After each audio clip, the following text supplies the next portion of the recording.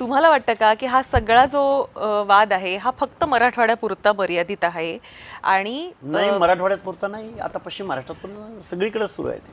आणि जी आर काही एका विशिष्ट भौगोलिक प्रदेशापुरता नाही ना, तो total government resolution of Maharashtra पूर्ण महाराष्ट्रासाठी आहे ना.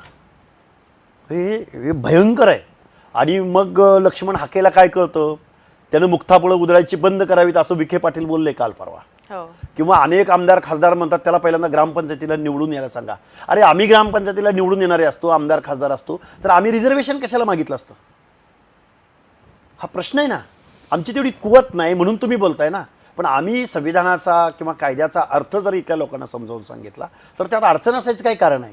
इथं पण परत ते दुजाभाव करतात आमच्याबरोबर व्यक्त होताना. अजितदादा पवार नेहमी म्हणतात कुठल्या माणसाबरोबर बोलायला लावताय आम्हाला, काय त्याची उंची आहे, काय त्याचं कर्तृत्व आहे, मला त्याच्यावर बोलायला लावताय. किती भयंकर आहे होय. तोच लक्ष्मण हाके ज्याचा बाप ग्रामपंचायतीचा सदस्य कधी झाला नव्हता, तोच माणूस काल मागच्या 4 दिवसातल्या सगळ्या माझ्या हे बघा 30,000 40,000 15,000 10,000 लोक आमच्या मेळाव्यांना आंदोलनाला आलेली. आणि म्हणजे इथल्या चळवळीला आंदोलन, कारण पवार फॅमिली असो किंवा इथले जे राज्यकर्ते आहेत ना आत्ताचे, हे नेहमी सत्तेत बसले. यांनी कधी आणि कुठली चळवळ उभी केली? पाण्याची चळवळ उभी केली, हक्काधिकारांची चळवळ उभी केली, शेतकऱ्यांची चळवळ उभी केली, शोषितांची चळवळ उभी केली. सांगा बरं पवार फॅमिलीनी कुठलं आंदोलन उभं केलं महाराष्ट्रामध्ये? काय करणार आहे ना जस्टिस?